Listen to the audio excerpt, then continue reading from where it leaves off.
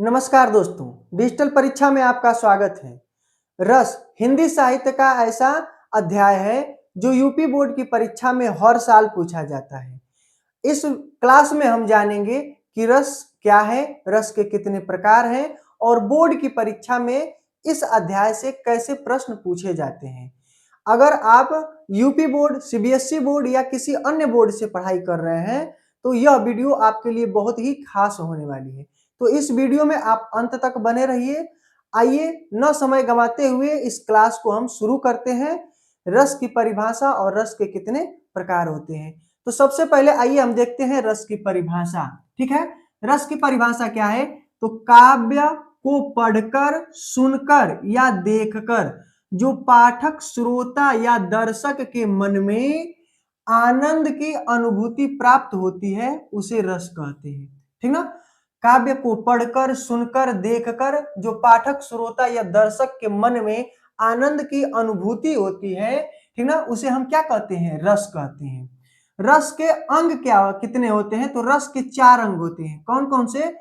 स्थायी भाव, विभाव, अनुभाव, संचारी भाव। ठीक ना? तो ये रस के अंग हैं। रस के 4 अंग हैं: स्थायी भाव, विभाव, अनुभाव, संचारी भाव।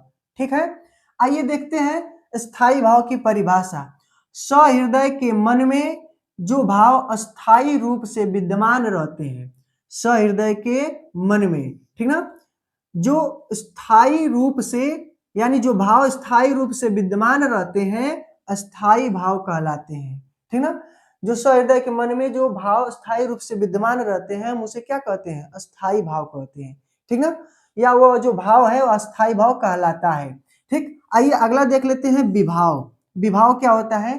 अस्थायी भाव को उद्दीप्त या जागृत करने वाले कारक को विभाव कहते हैं। स्थायी भाव को जागृत करने वाले कारक को हम क्या कहते हैं? विभाव कहते हैं। विभाव के जो प्रकार हैं वो 2 होते हैं। कितने होते हैं? 2। यानी विभाव 2 प्रकार का होता है। एक होता है आलंबन और एक होता है उद्दीपन। ठीक ना? आलंबन की परिभाषा क्या होती है? कि जिस व्यक्ति या वस्तु के कारण व्यक्ति के मन में अस्थायी भाव उत्पन्न होता है उसे आलंबन कहते हैं। जिस व्यक्ति या वस्तु के कारण व्यक्ति के मन में अस्थायी भाव उत्पन्न होता है उसे हम क्या कहते हैं? आलंबन कहते हैं। ये 2 प्रकार के होते हैं। ठीक ना? जो आलंबन है वो कितने प्रकार का होता है? 2 प्रकार का होता है। एक होता है आश्रय और एक होता है विषय। ठीक ना? आश्रय जिसके मन में भाव जागृत हो वह आश्रय कहलाता है और जिसके कारण मन में भाव जागृत हो वह विषय कहलाता है। जैसे कोई व्यक्ति है और अकेले जंगल की तरफ जा रहे हैं और अचानक से शेर उसके सामने आ जाएगा, तो शेर क्या है? शेर विषय है, जिसके कारण यानी शेर को देखकर उसके मन में भाव जागृत हुआ है। तो जिस व्यक्ति के मन में भाव जागृत होता है वह आश्रय कहलाता है और जिसके कारण यानी जो भाव उत्पन्न होता है उसे हम क्या कहते हैं? विषय कहते हैं। ठीक है, आइए अब हम देखते हैं उद्दीपन किसे कहते हैं। ठीक ना? उद्दीपन स्थायी भाव को उद्दीप्त करने वाले भाव को उद्दीपन कहते हैं। ठीक ना? तो अस्थायी भाव को उद्दीप्त करने वाले भाव को उद्दीपन कहते हैं। यानी जो अस्थायी भाव को बढ़ा देते हैं उन्हें हम उद्दीपन कहते हैं। ठीक है ना? आइए अब देखते हैं अनुभाव। अनुभाव क्या होता है? कि आश्रय के मन में अस्थायी भाव जगाने, ठीक ना, जागने पर, अस्थायी भाव जागने पर जो शारीरिक व मानसिक चेष्टाएं दिखाई देती हैं उसे अनुभाव कहते हैं। ठीक ना? जो उनके यानी कह सकते हैं आश्रय के मन में जो अस्थायी भाव जगने पर या कह सकते हैं कि जागने पर क्या होता है? शारीरिक व मानसिक चेष्टाएं दिखाई देती हैं उसे अनुभाव कहते हैं। अर्थात जब मन का भाव चेहरे, नेत्रों, वाणी, हाव भाव या क्रियाओं से प्रकट होता है वही अनुभाव कहलाता है। जो आंतरिक भाव होते हैं, जो मन के अंदर जो भाव होते हैं, जब वो बाहर यानी बाहर दिखने लगते हैं तो उन्हें हम अनुभाव कहते हैं। अर्थात जो आंतरिक भाव, जो मन में जो भाव है ठीक ना, वो चेहरे, नेत्रों और वाणी या हाव भाव या क्रियाओं से प्रकट होने लगते हैं तो हम उसे कहते हैं क्या, अनुभाव कहते हैं। जब कोई व्यक्ति दुखी होता है तो उसके चेहरे पर दुख झलकने लगती है, वो क्या है, शारीरिक और मानसिक चेष्टाएं हैं जो दिखाई देने लगती है, बाहर दिखाई देने लगती हैं, इसे हम अनुभाव कहते हैं। ठीक है, आइए अब देखते हैं संचारी भाव। ठीक है, संचारी भाव क्या होता है कि अस्थाई भाव को पुष्ट, अस्थाई भाव को पुष्ट अर्थात बढ़ावा, ठीक ना, पुष्ट करने के लिए जो भाव मन में आते जाते रहते हैं उन्हें संचारी भाव कहते हैं। स्थायी भाव को बढ़ाने के लिए जो मन में भाव आते और जाते रहते हैं उन्हें हम संचारी भाव कहते हैं। संचारी भाव पानी के बुलबुले के समान होता है, जो क्या होता है, कभी बुलबुला उठता है तो कभी गिर जाता है। ठीक है ना, अर्थात यह जो है अस्थाई भाव पानी के बुलबुले के समान होता है, जो मन में अस्थाई भाव को पुष्ट करने के लिए आता और जाता रहता है। ठीक है, जिसे हम क्या कहते हैं, संचारी भाव कहते हैं। संचारी भाव की कुल संख्या कितनी है, 33 है। संचारी भाव की कुल संख्या कितनी है, 33 है। आइए देखते हैं कौन कौन सी है।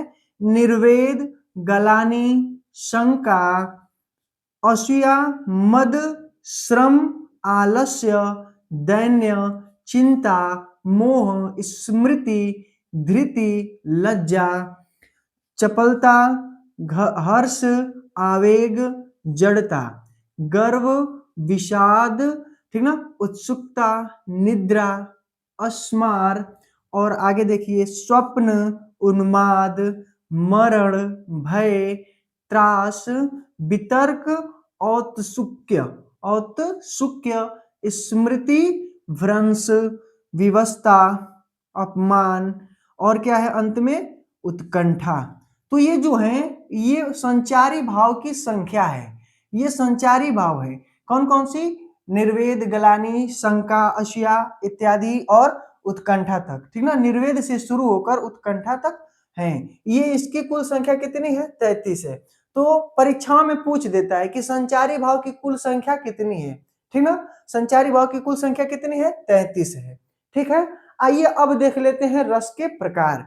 ठीक ना, रस के हम लोग भेद पढ़ लिए। ठीक ना, रस के जो भेद थे कौन कौन थे, स्थायी भाव, विभाव, अनुभाव एवं संचारी भाव। हम लोगों ने इन चारों को देख लिया। अब हम देखेंगे रस के प्रकार। रस के कुल 9 प्रकार होते हैं। कितने होते हैं, रस के कुल 9 प्रकार होते हैं। श्रृंगार रस, हास्य रस, करुण रस, रौद्र रस, वीर रस, भयानक रस, विभत्स रस, अद्भुत रस और शांत रस। ठीक ना, इनका स्थायी भाव क्या होता है, तो श्रृंगार का स्थायी भाव होता है रति, हास्य का होता है हास, करुण का क्या होता है शोक, रौद्र का क्या होता है क्रोध, वीर का क्या होता है तो उत्साह, भयानक का भय, विभत्स का जुगुप्सा, ठीक ना, जुगुप्सा, और अद्भुत का होता है विस्मय, और शांत का होता है निर्वेद। तो ये रस के प्रकार हैं। ठीक ना, आइए अब देखते हैं रस के प्रकार में सबसे पहले श्रृंगार रस। श्रृंगार रस की परिभाषा है, काव्य में जहां प्रेम, सौंदर्य और आकर्षण का वर्णन हो वहां पर श्रृंगार रस होता है। और इसका स्थायी भाव क्या होता है, तो इसका स्थायी भाव रति होता है। ठीक है ना, काव्य में जहां प्रेम, सौंदर्य और आकर्षण का वर्णन हो वहां पर क्या होता है, श्रृंगार रस होता है। और इसका स्थायी भाव आप जानते ही हैं क्या होता है, रति होता है। ठीक है, श्रृंगार के प्रकार कितने हैं, तो श्रृंगार 2 प्रकार का होता है। एक होता है संयोग श्रृंगार और एक होता है वियोग श्रृंगार। ठीक है, संयोग श्रृंगार में नायक और नायिका के मिलन स्थिति का वर्णन होता है। ठीक ना, जहां पर संयोग श्रृंगार होता है। ठीक, वियोग श्रृंगार नायक और नायिका के विच्छोह का वर्णन होता है, वहां पर क्या होता है, वियोग श्रृंगार होता है।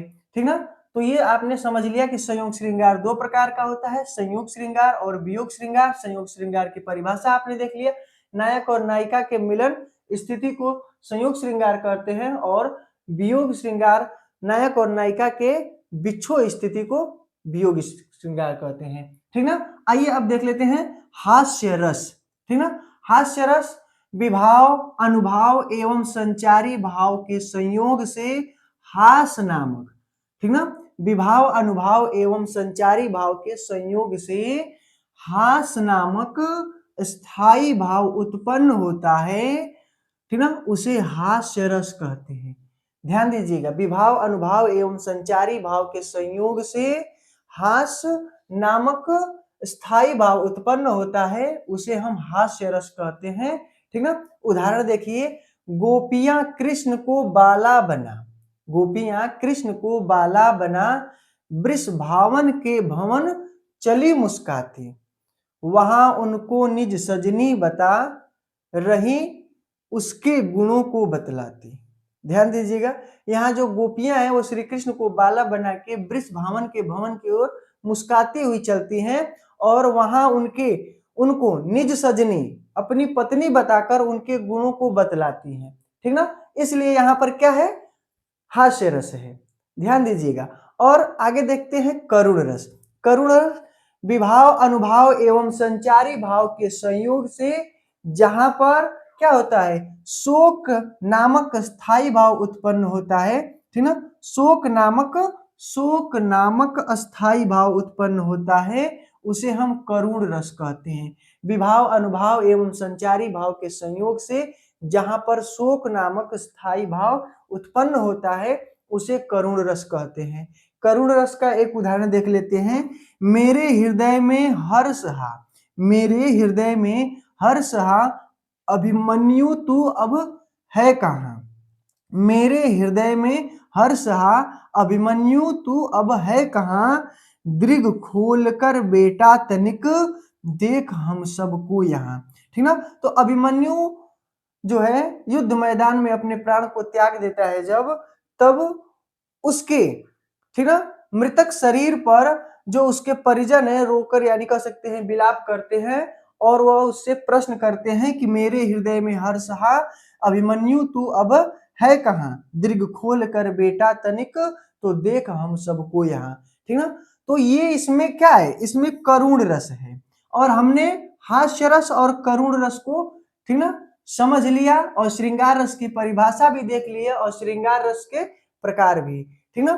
तो आपने रस की परिभाषा, रस के अंग और रस कितने प्रकार के होते हैं देख लिया है, और रस के प्रकार में आपने श्रृंगार रस, हास्य रस और करुण रस को भी पढ़ लिया। तो आपको यह वीडियो कैसा लगा है? यदि वीडियो अच्छी लगी हो तो लाइक करें, चैनल को सब्सक्राइब करें और अपने दोस्तों को शेयर करें। अगली वीडियो में हम अगले रस को पढ़ेंगे। तब तक के लिए धन्यवाद। जय हिंद, जय भारत।